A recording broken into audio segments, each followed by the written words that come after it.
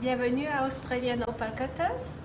Mon nom c'est Sonia et donc je vais vous donner une leçon sur les types d'opales qu'on taille ici.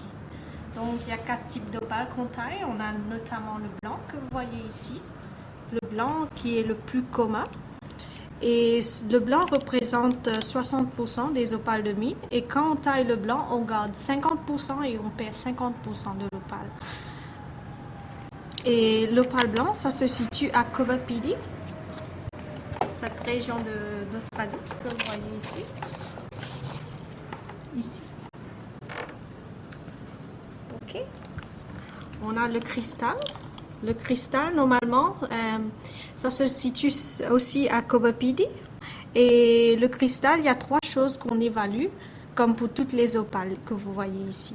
Donc, le cristal, faut voir, première chose, c'est multidirectionnel, la lumière de l'opale.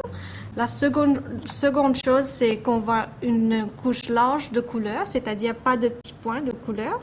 Et la plus importante, c'est le feu de l'opale. C'est-à-dire la lumière qu'on appelle le feu.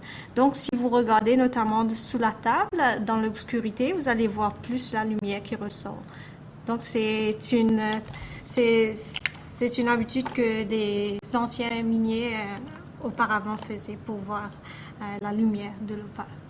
Donc, on a aussi le boulder que vous voyez ici. Ça se traduit littéralement comme bloc de pierre. Et le boulder, ça se situe à Queensland. Donc, c'est ici, à Queensland, cette partie de l'Australie.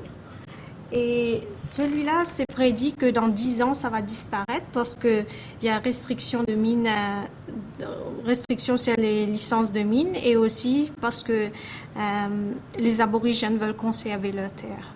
Donc, celui-là, ça se trouve surtout entre les rochers, c'est-à-dire cette pierre que vous allez voir, que je vais vous montrer ici. Donc, l'opale, ça se situe au milieu. Donc, vous êtes chanceux si ça se casse d'elle-même et vous avez une paire déjà faite. Sinon, il faut le couper en deux parce que c'est très rare d'avoir une paire.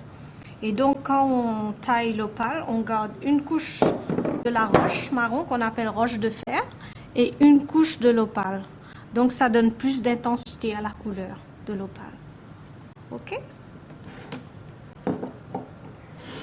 Et on a le noir.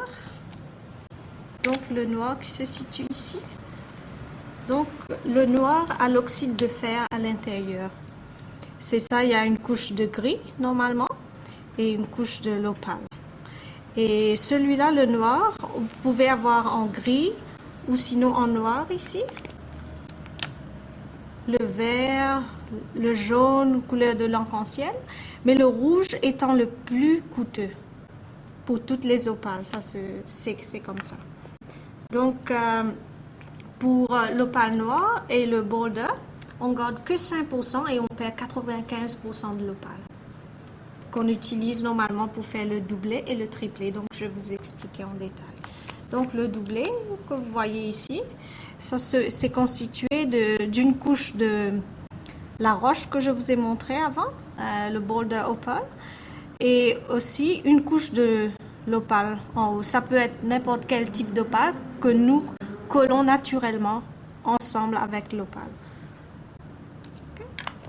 Ici, sinon, il y a le triplet. Normalement, c'est pareil comme un doublet, sauf que celui-là, il y a une couche en plus qui est composée de crystal quartz qui est pareil comme la taille cabochon. Donc, pour les deux doublés et triplés, il y a une garantie de vie parce que c'est des ressources naturelles qu'on utilise pour coller avec l'opale et non pas le plastique qui délamine l'opale quand on colle ensemble. Ok. Et aussi on a ici le dernier, c'est le synthétique. Il y a 2 types de synthétique, c'est-à-dire l'imitation et le Gilson. Le Gilson, normalement, on garde dans un laboratoire de 10 à 12 mois. Okay? Donc, c'est artificiel. Donc, vous le voyez bien. Donc, juste pour vous donner une idée de prix, disons que si, par exemple, le triplet vaut $50, Le doublé vaudra $100, le blanc $200, le cristal $400, le boulder $800 et le noir 1600. Donc le noir vaut 32 fois plus approximativement que le triplé.